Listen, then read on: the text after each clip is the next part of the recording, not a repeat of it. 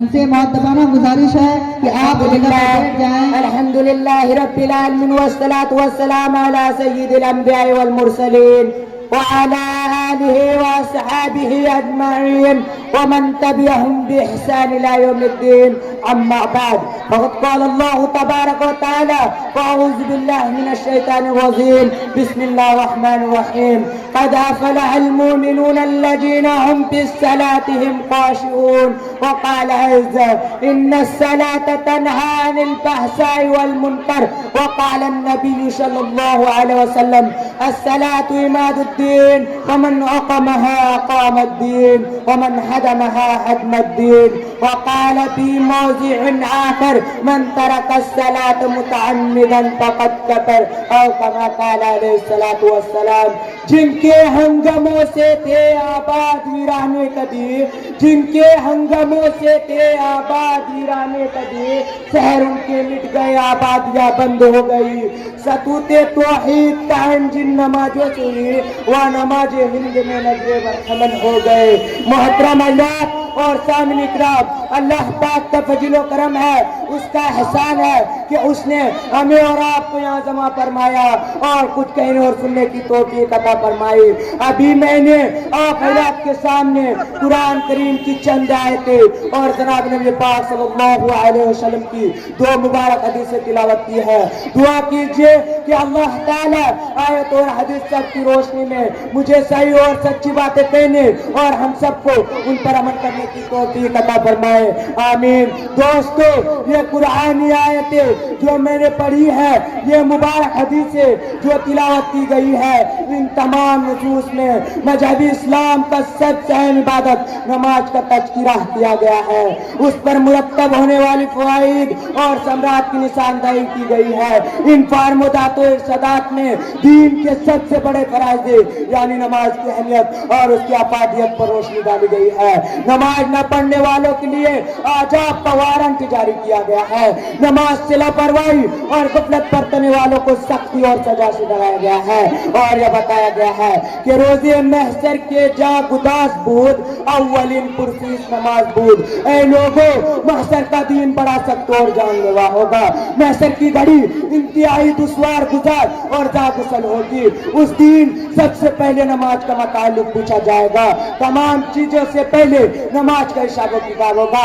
اگر ہم غور کریں تو معلوم ہوگا کہ ان ارشادات عالیہ میں ہمیں آواز لگائی گئی ہے، ہمارے سینوں پر دستک دی گئی ہے اور یہ مطالبہ کیا گیا ہے کہ ہم اور آپ بیدار ہو جائیں، آنکھیں کھولے، اپنے مقصد تکلیف کو سمجھے اور غور کرے کہ اس دنیا میں ہمیں کس لیے بھیجا گیا ہے، کس مقصد سے تحت پیدا کیے گئے ہیں، ہمارا کیا کیا فرائض ہے، ہم پر کون کون سی عبادتیں واجب اور لازمی ہے، ہمارا سیاق اور ہماری علامتیں کیا ہے، ہمیں کرنا کیا چاہیے اور ہم کیا کر رہے ہیں. حضرات محترم، جس طرح ہر قوم کی ایک علامت ہوتی ہے، ہر جماعت کی ایک پہچان ہوتی ہے، ہر مذہب کا ایک خاص اختیار ہوتا ہے، ہر دین کا اپنا ایک مخصوص امتیاز ہوتا ہے، ہر دھرم کا الگ ایک لیبل ہوا کرتا ہے اور ہر دیندار اور مذہب پسند اپنی مذہبی علامت اور دینی شعار سے جانا چاہتا ہے. ٹھیک اسی طرح مسلمانوں کی بھی ایک علامت ہے، اہل اسلام کا بھی ایک الگ طرح امتیاز ہے، دین محمدی کی بھی ایک منفرد پہچان ہے اور مذہب اسلام کا بھی ایک خاص اختیار ہے. اللہ کے رسول علیہ الصلوۃ والسلام ارشاد فرماتے ہیں لِكُلِّ شَيْءٍ عَالَمٌ وَعَالَمُ ایمان الصلاۃ. ہر چیز کی ایک علامت اور نشانی ہوا کرتی ہے اور ایمان کی علامت نماز ہے. اہل ایمان کی شناخت نماز کو ہوتی ہے. آئیے پہلے ہم نماز کی اہمیت کو سمجھے، نماز کی افادیت پر توجہ دیں اور نماز کی قدر و منزلت کا اندازہ لگائیے کہ نماز کتنی اہم عبادت ہے. اللہ تعالیٰ نے نبی پاک صلی اللہ علیہ وسلم کو دربار سائی میں بلا کر بغیر کسی واسطے کا اس اہم ترین عبادت کو حکم دیا. اور واقعہ یہ ہوا کہ جب رسول پاک صلی اللہ علیہ وسلم نے تبلیغ دین کے لیے طائف کے سنگلاخ وادی میں اعلیٰ کلمت اللہ کے لیے آپ تشریف لے گئے. طائف کے مکینوں کو آپ نے دین کی دعوت دی، انہیں خدا واحد کا پیغام سنایا تو طائف کے شرپسندوں نے آپ کی بات ماننے کی وجہ آپ کو گالیاں دینی شروع کر دی. قبول عہد کی وجہ آپ صلی اللہ علیہ وسلم پر پتھروں کی بارش شروع کر دی اور آپ کو لہو لہان کر کے واپس لوٹنے پر مجبور کر دیا. وہ ابر لطف جس کے سائے کو گلزار गुलशन तरसते थे, वो आबरी लुत्फ पे जिसके साए को गुलशन तरसते थे, यहाँ ताईफ में उसके जिस्म पर पत्थर बरसते थे। आप सल्लल्लाहु अलैहि वसल्लम को उस सफर की नाकामी का बड़ा कुल्क हुआ, सियाह मेहनत का मिलाल हुआ, दीन के साथ लोगों के नारवाए सुलूक पर आप सल्लल्लाहु अलैहि वसल्लम रंजीदा दिल और कबीदा खातिर हो गए। अल्लाह ताला से आपकी बेबसी देखी नहीं गई और उस रंजो गम के तलाफी के लिए, सफर ताइफ का कुल्क दूर करने के लिए अल्लाह ताला ने आपको मेराज पर बुलाया। मैं वाकया मेराज की तफसील में नहीं जाना चाहता वरना बात लंबी हो जाएगी। और यह करना है कि अब अल्लाह के रसूल अलैहिस्सलातु वस्सलाम दरबार खुदावंदी से वापस आने लगे तो अल्लाह ताला ने अपने उस चहते रसूल को 3 तोहफे अता किए। नंबर 1, उम्मत मोहम्मदिया पर दिनों रात में 50 वक्त के नमाजें फर्ज हुए। नंबर 2, शिर्क के अलावा हर गुनाह का बख्शीश का परवाना मिला। नंबर 3, और सूरह बकरा का आखिरी रुकू दिया गया। आप सल्लल्लाहु अलैहि वसल्लम जब ये ताहरीफ लेकर आने लगे, रास्ते में हजरत मूसा अलैहिस्सलाम से मुलाकात हुई। उन्होंने पूछा, बिमा उमिरता, ए मोहम्मद सल्लल्लाहु अलैहि वसल्लम आपको किस चीज का हुक्म दिया गया? दरबार खुदाबंदी से कौन सा तोहफा मिला? आप सल्लल्लाहु अलैहि वसल्लम ने जवाब दिया, बिकमसिना सलातन कुल्ला यौमी, ए मूसा अल्लाह ताला ने मेरी उम्मत पर हर दिन 50 वक्त की नमाज़ फर्ज की है। हज़रत मूसा अलैहिस्सलाम ने फरमाया, इन्ना उम्मतक ला तस्ततिउ खमसिना सलातन कुल्ला यौमी, ए अल्लाह के नबी आपकी उम्मत से रोजाना 50 नमाजों की अदायगी नहीं हो सकेगी, क्योंकि व इन्नी वल्लाहि जर्रबतुन नासा क़ब्लका व अलस्तु बनी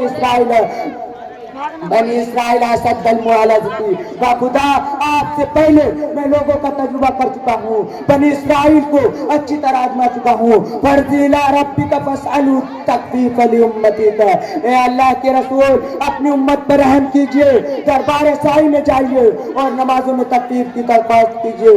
हज़रत मूसा अलैहिस्सलाम के कहने पर आप सल्लल्लाहु अलैहि वसल्लम दरबार खुदाबंदी में 2 बार तशरीफ ले गए और नमाजों में तखफीफ की दरख्वास्त की। चुनान 10 वक्त की नमाज कम हो गए और आप सल्लल्लाहु अलैहि वसल्लम वापस तशरीफ लाने लगे तो हज़रत मूसा अलैहिस्सलाम से मुलाकात हुई। उन्होंने पूछा और आप सल्लल्लाहु अलैहि वसल्लम को फिर वापस भेजा। कई बार यह सिलसिला चलता रहा, यहाँ तक कि सिर्फ 5 वक्त की नमाजें रह गए। हज़रत मूसा अलैहिस्सलाम ने उस बार भी भेजना चाहा, मगर अल्लाह के रसूल अलैहिस्सलातु वस्सलाम यह कहकर माजत कर दी, सअलतु रब्बी हत्ता इस्तहय्यतु, मैं कई मरतबा अल्लाह से तकलीफ की दरख्वास्त कर चुका हूँ, अब मेरी हिम्मत नहीं हो रही है, अब तकलीफ करते हुए शर्म महसूस हो रही है।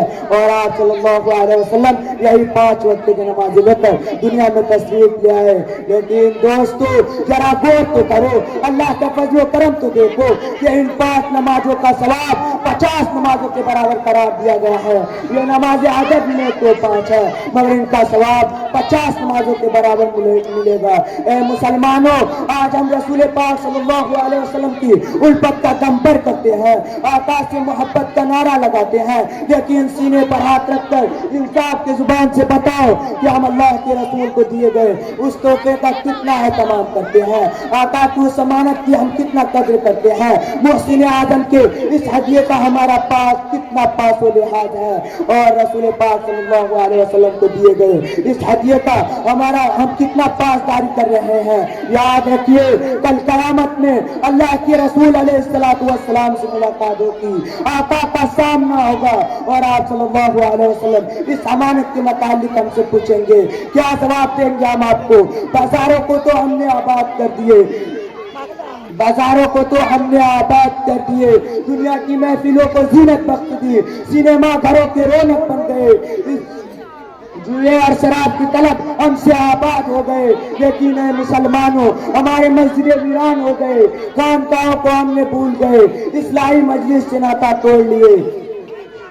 इलाही रौनक इस्लाम का सामान पैदा कर, दिलों में मोमिनों के उल्फत कुरान पैदा कर।